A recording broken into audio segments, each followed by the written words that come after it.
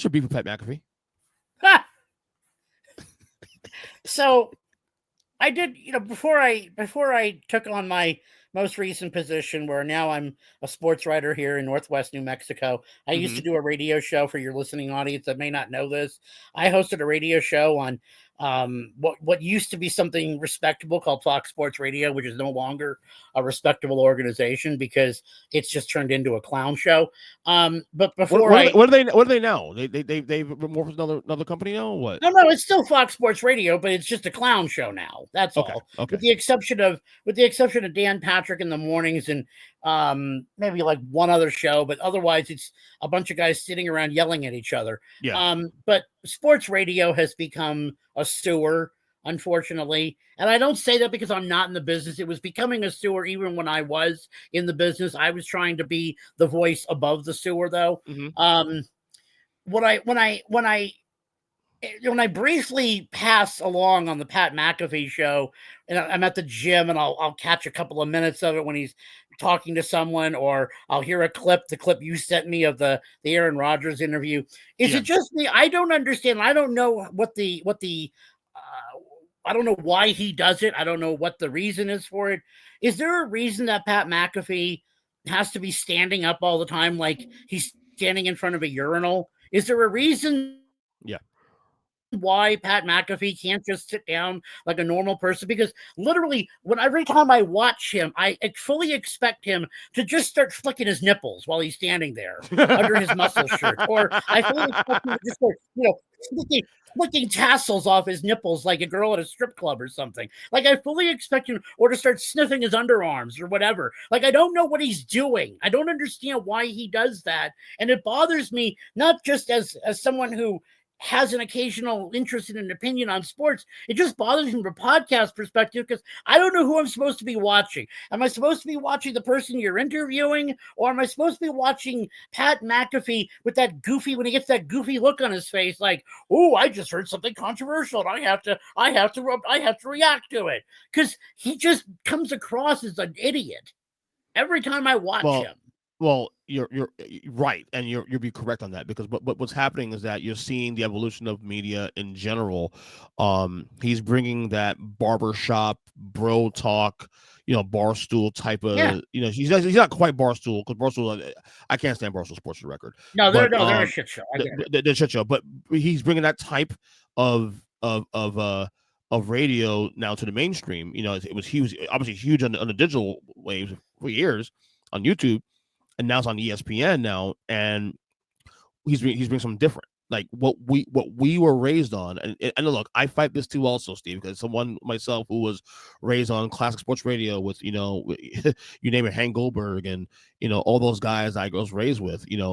It's changed. The internet has created an avenue for people to be original in that way. You don't have to like it, obviously, but he's kind of an original in that way, where like he stands up and talks instead of sitting down. He's not dressed in nines or dressed even like conservatively in a sense. He's dressed with a tank top. You know what I'm saying?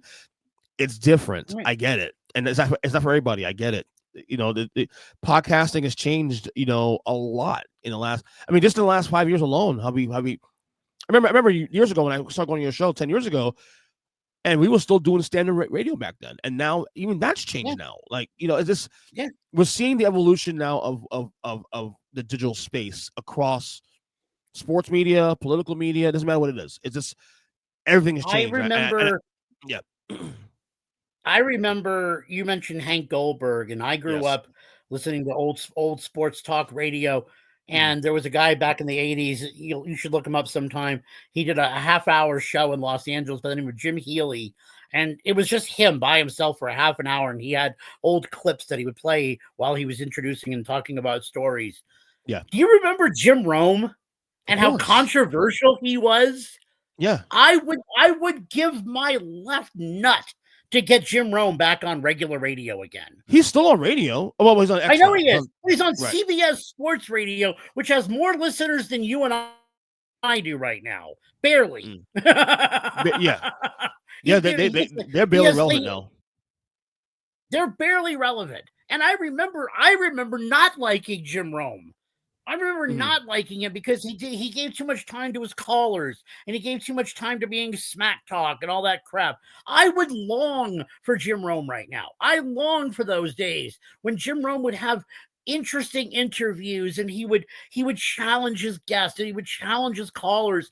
I long for that. I long for the political side. I long for Rush Limbaugh because he actually did challenge people. He actually did want to have an intellectual conversation with you. But now it's Clay Travis, who's an asshole of such epic proportion. Now it's Stephen A. Smith, who just yells all the time. Now it's Pat McAfee, who is a buffoon in every imaginable way.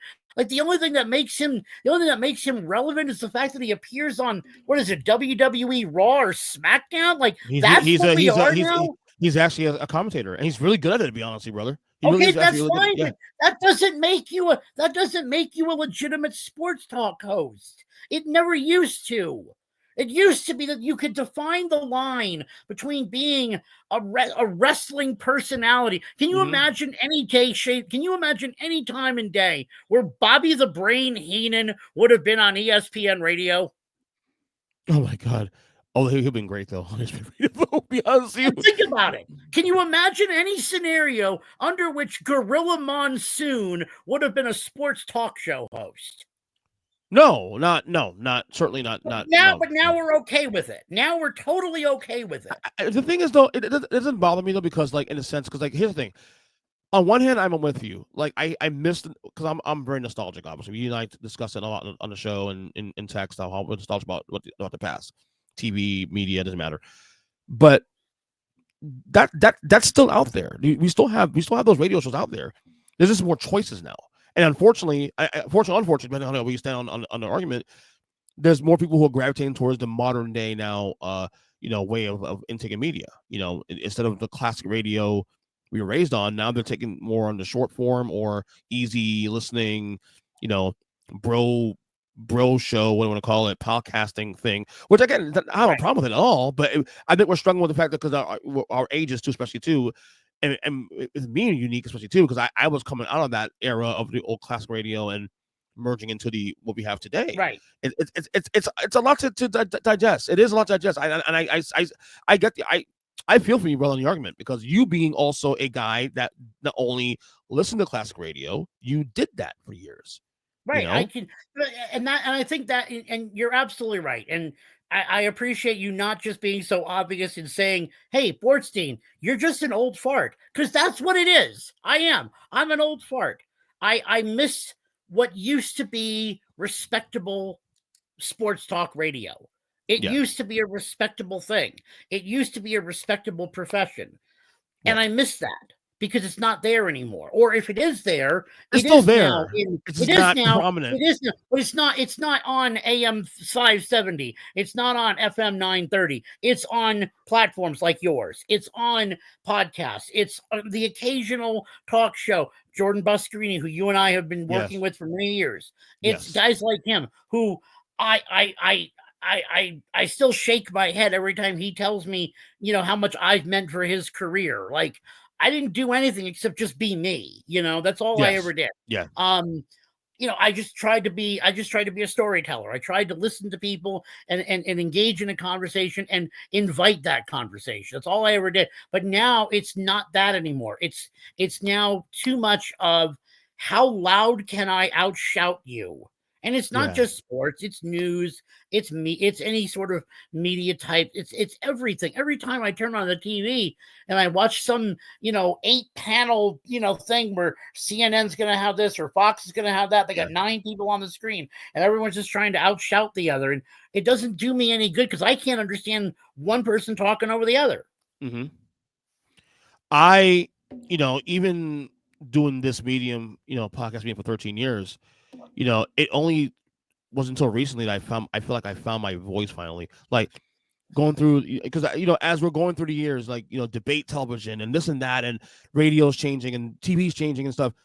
Where do I fit? What should I be doing, and what makes me comfortable? Ultimately, it wasn't until recently that I felt like, okay, what I'm doing now is what I should be doing. Mhm. I don't mind debate television. I prefer conversational stuff. I When rather do sit I'll down. tune into some of your stuff sometimes. I tune in when you're doing like the NFL stuff, and Right. I'll occasionally like post a really quick like 4-word comment on Yeah. something I'm watching on when I'm Of course. watching on Facebook. Yeah. Of course. You know, because I don't want to interrupt, and I want you guys to do your thing when you're doing your Right. NFL shows, or you're talking about what team's doing this or what team's doing that. Mhm. And I like it because you do give that other person, and the other person gives that other person, and the other person gives that other person all Mhm. appropriate times to talk.